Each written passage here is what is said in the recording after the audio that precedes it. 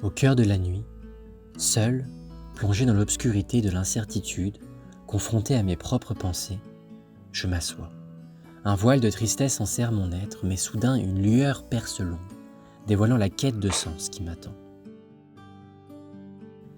Je regarde l'espace et commence à explorer les recoins de mon être dispersés dans cet appartement, tels des parcelles d'identité éparpillées, en quête de compréhension. Ce roman entre mes mains, œuvre d'un auteur dont les mots ont transpercé mon âme, réveille des pages de ma vie.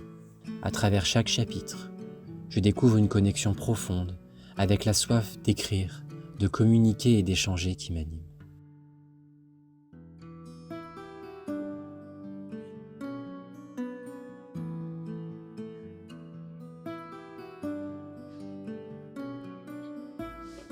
Cette voiture de collection, symbole d'une passion et d'une époque révolue. Chaque contour, chaque trait me transporte vers les moments où la liberté était au bout de chaque route. Les souvenirs de virées insouciantes révèlent la part d'aventure qui réside en moi.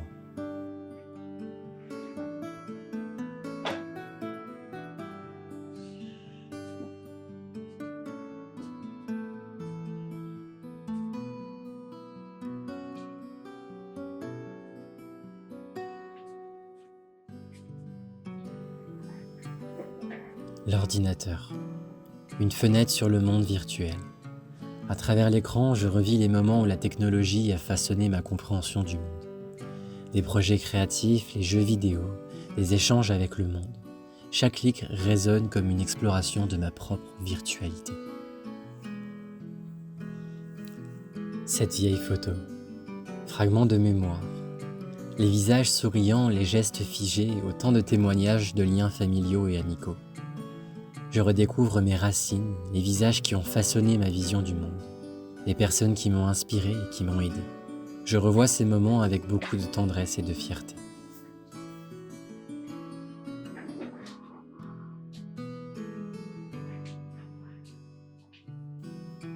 Cet appareil photo, gardien d'instants figés dans le temps.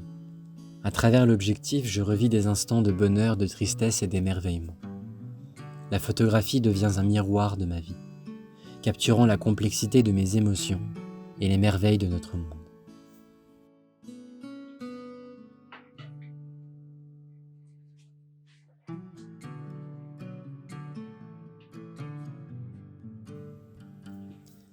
Cette jolie guitare, résonance de mon âme.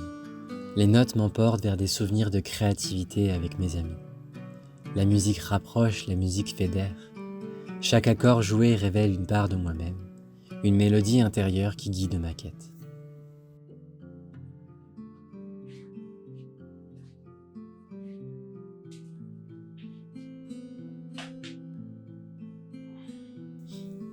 Cette vieille paire de chaussures, trace de mes pas dans cette aventure. Chaque pas évoque des souvenirs de chemins parcourus, de rencontres inattendues. Les rues de la ville deviennent un lieu de réminiscence, un terrain où chaque foulée façonne ma compréhension de moi-même.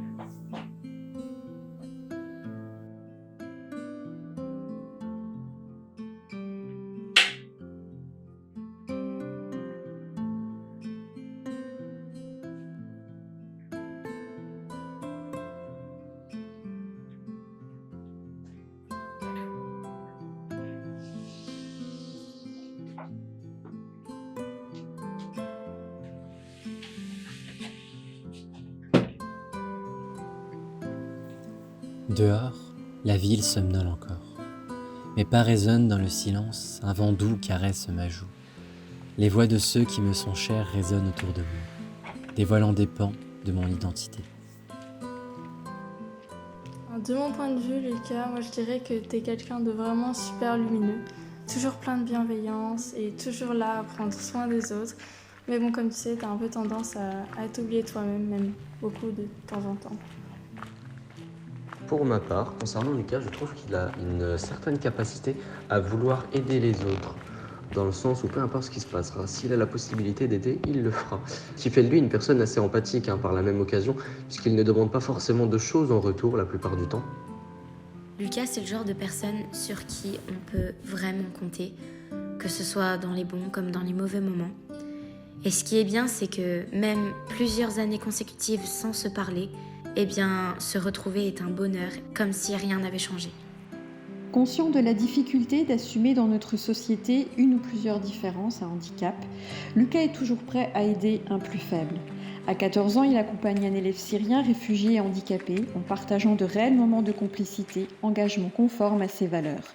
À travers ces différences, c'est un peu de lui-même qu'il retrouvait, lui permettant de se construire en tant qu'ado différent, mais similaire à toutes ces personnes discriminées qu'il a rencontrées et accompagnées.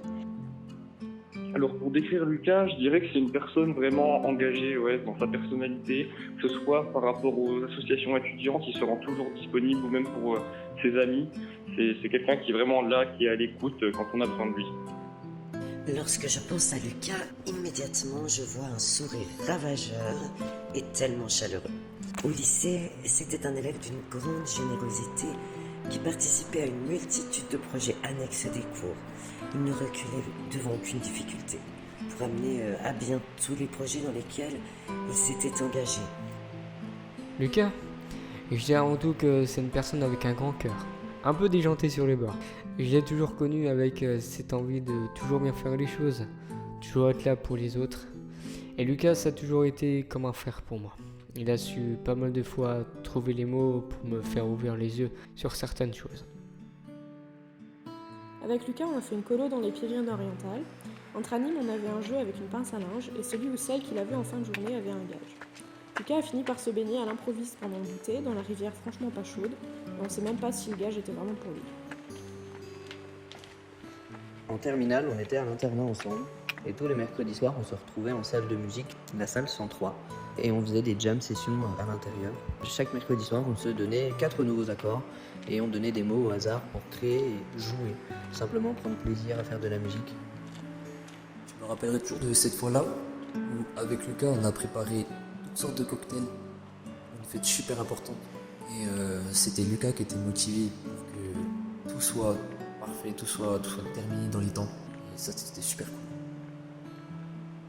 Alors Lucas, pour moi, c'est quelqu'un qui est très travailleur, très bosseur, il est très discipliné, il déborde d'énergie et il peut passer des heures et des heures sur un projet quand ça lui tient à cœur.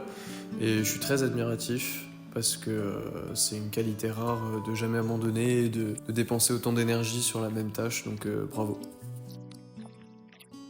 La folie des grandeurs de la vie ne fait peur à personne quand on choisit de la vivre d'une manière simple.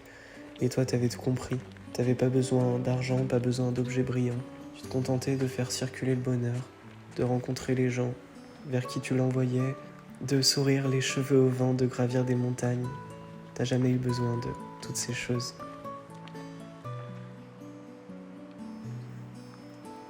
Arrivé au sommet de cette ville, je m'arrête. Le vent se calme. Je sais qui je suis. Le puzzle de ma vie s'assemble, chaque pièce s'emboîtant pour former l'image complète de mon identité.